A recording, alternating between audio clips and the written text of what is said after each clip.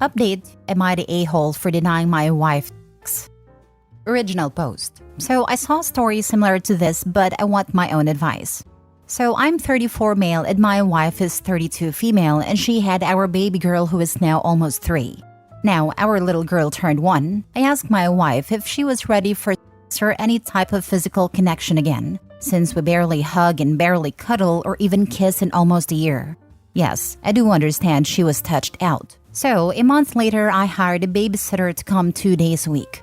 One night for date night, and another for my wife to just have the whole day to herself. I still do this. So I attempted to cuddle her, and she rejected it. She told me she didn't want that, so find some other way to get what I need. So that's what I did. I'm not cheating on her. One, because don't have the energy to do that. I mainly bought myself some toys, and I mainly don't need to cuddle. So now, if she wants a kiss, I give her a kiss but nothing more. If she wants a hug, then I'll give her one. And if she wants to cuddle, we don't. Because after I put our child down, I take a shower and go to sleep. We still do our date nights and all of that. She attempted to have sex with me 2 weeks ago, and I asked her nicely if she could stop, as I wanted to get undressed and take a shower. Then she tried to join me in the shower, so I just got out of it and went to the guest room to shower and locked the door. I told her that I was sorry, but I wanted to take my own shower. She said it was okay. So last week I figured she would try again, so I got her some toys. I told her that these are hers and she can use them for whatever pleasure or need she needed. She said she didn't want that and she wanted me. And I told her that was good and all, but at this moment I don't want her. I would like to watch TV. So this week she decided to ask me what's going on and why I didn't want her. I told her that I would have to want her again. I said I'm not saying I don't find you attractive because I do, but I've been almost 4 years without you. So I've learned how to manage myself. For those wondering how is it 4 years, we didn't have sex her whole pregnancy as she didn't want it, which was fine, and my daughter turns 3 in 2 weeks. She asked if I was punishing her. I told her I wasn't. I don't have the energy to punish her. I said that I would work on it, but give me a few weeks to a few months, unless she just wanted me to have sex with her while thinking of something else. She said she would not like that, and I told her for now just use the toys I got her. So I went out with some friends, and one said I wasn't wrong as she has taught me how to live without her touch, and I just need to get used to it again. And one said to just do her and just think about something else, so that way she can have what she wants. Now, I know I'm going to get comments saying, well, how about you take care of a baby, since she's a stay-at-home mom? I can, and I did. She went to the hospital because she got COVID 2 weeks after our child was born, and so I had to take care of our baby alone for almost a month. And then she got it again 3 months later, so then I took care of our baby for 2 weeks. Then, every year for her birthday, I get her a 2-week-long vacation. People would ask, well, is childcare only on her? And I think I said it before, but when I get home, I usually take care of our child at night. So, am I the a-hole though? Now for the top comments before reading the update.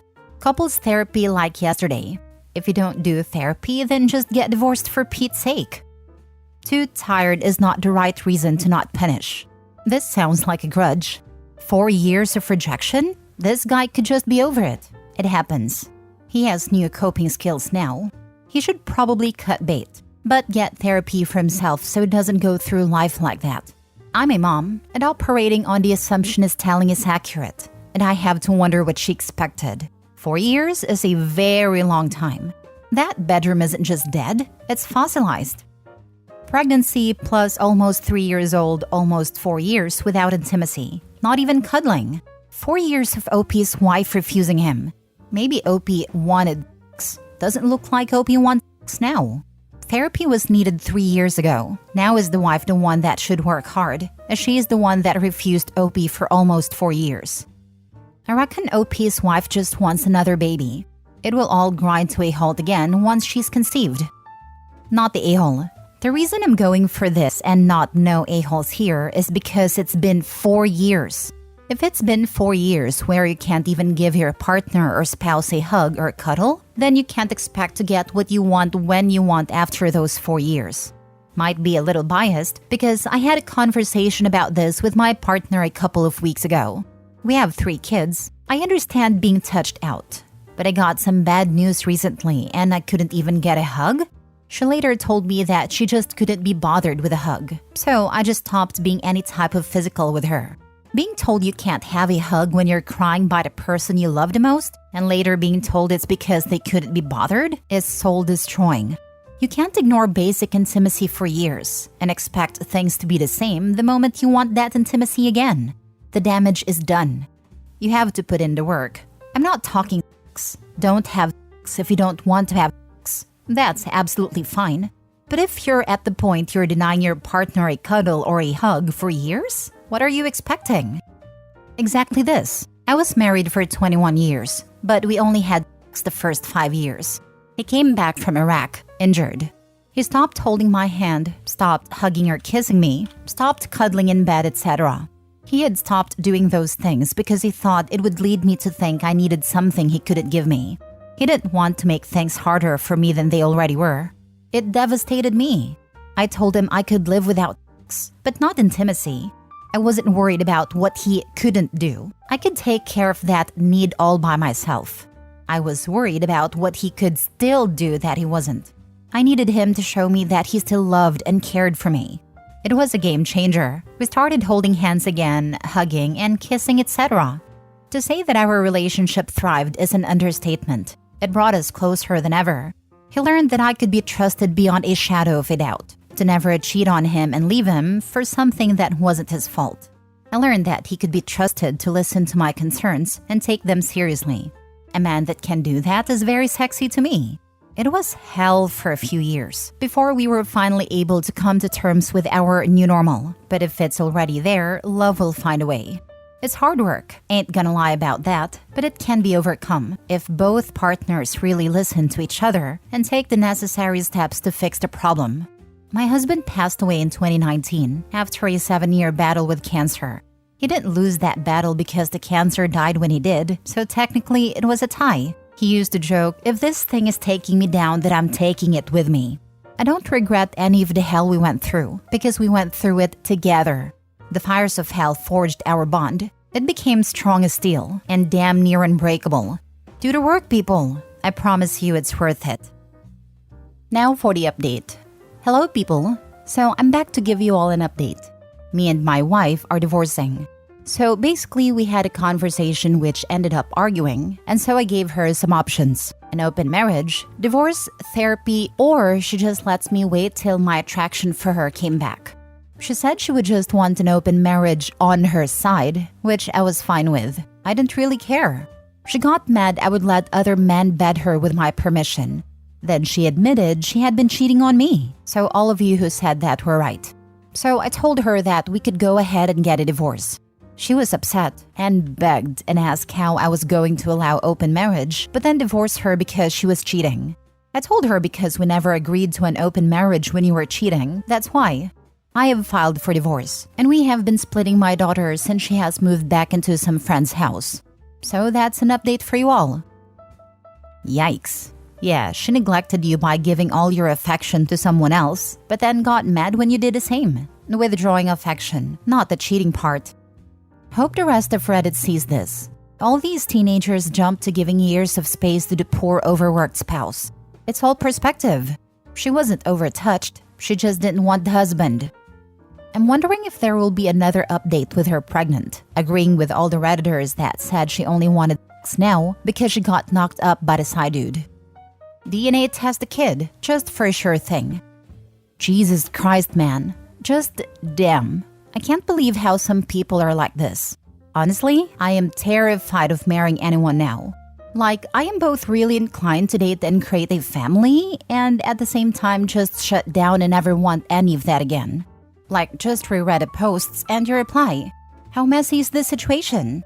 He now has to figure out if his daughter is actually someone else's daughter. To a wife who, 1, cheated with no regard, 2, denied sex to him until he lost attraction, 3, got really upset and did not give him space to work on himself and his attraction to her. 4, was the one who wanted an open marriage. 5, was also the one who got really butthurt that he would let her bed other men. 6, was also the one who bedded other men, with zero regard for whether he would let her do it in the first place. 7, was also the one who victimized herself and started begging. And in the middle of all of it, there is a poor kid who wants nothing but a normal family and love from her parents. Like there has to be a hot room in hell for people like that, and these people really scare me now.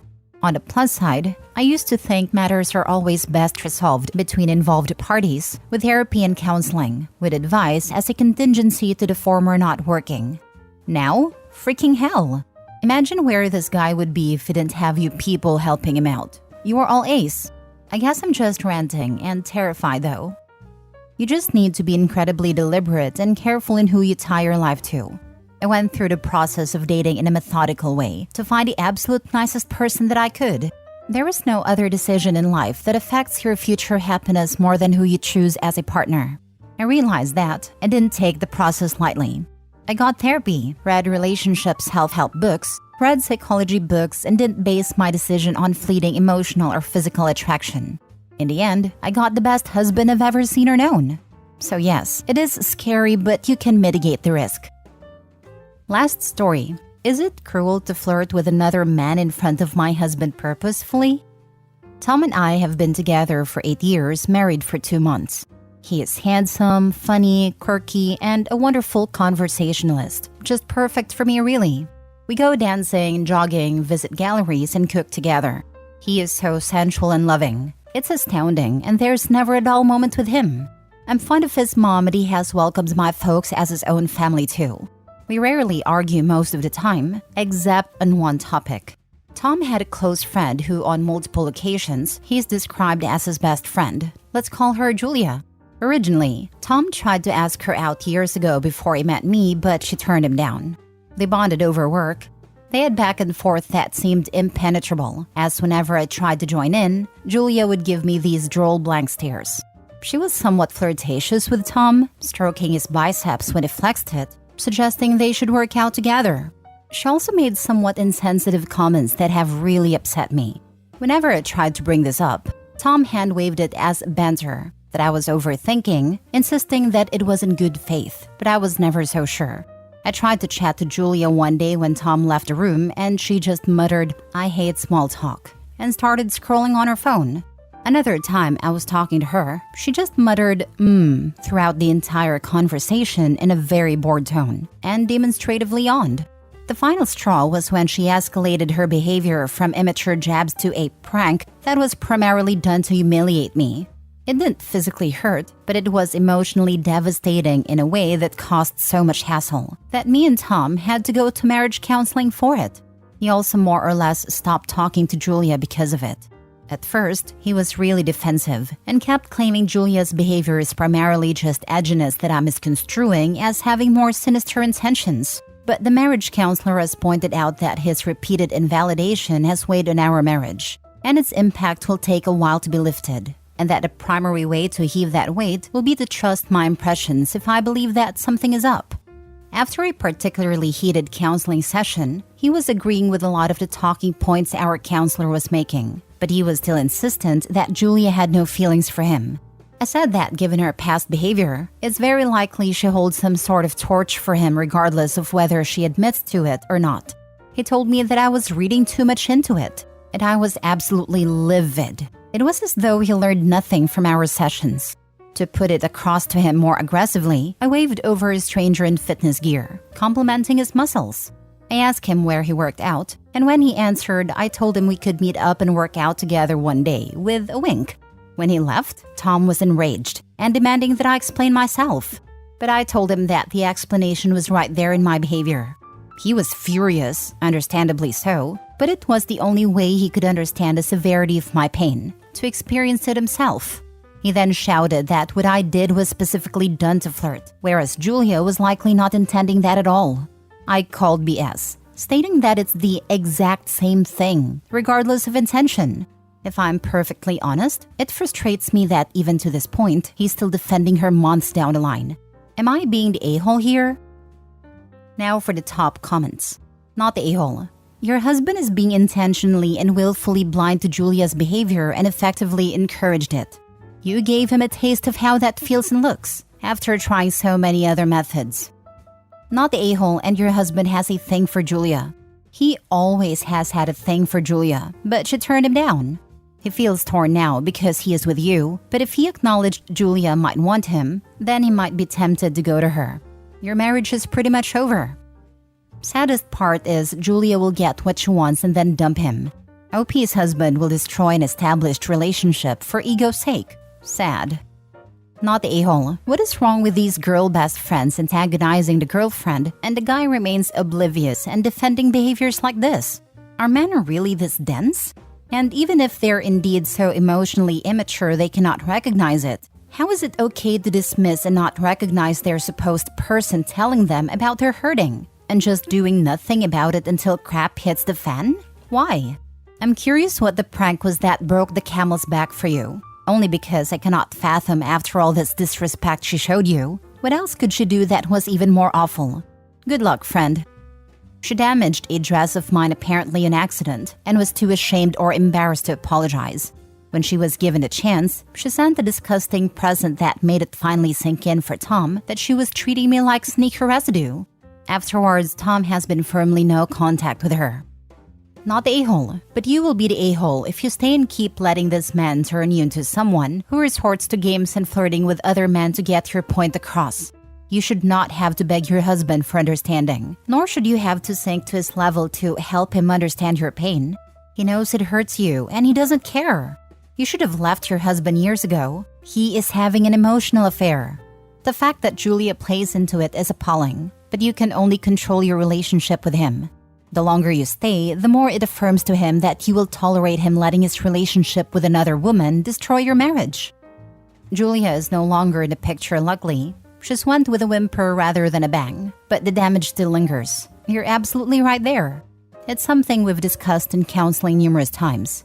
It's not something that I plan to do on a bi-weekly basis. Turning on the coquette is charm at all, but I felt like Tom needed a context of how that behavior from a woman would when it's not going his way, if you know what I mean.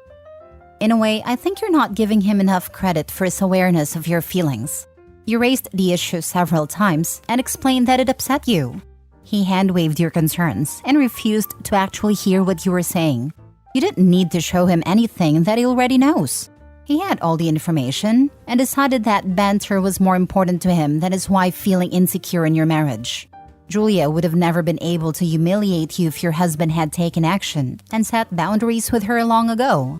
He enjoys the attention. The only reason he is upset now is not because he has seen how hurt you are. It's because he had a taste of the humiliation and disrespect that you've been dealing with for months. He is selfish and does not respect your feelings.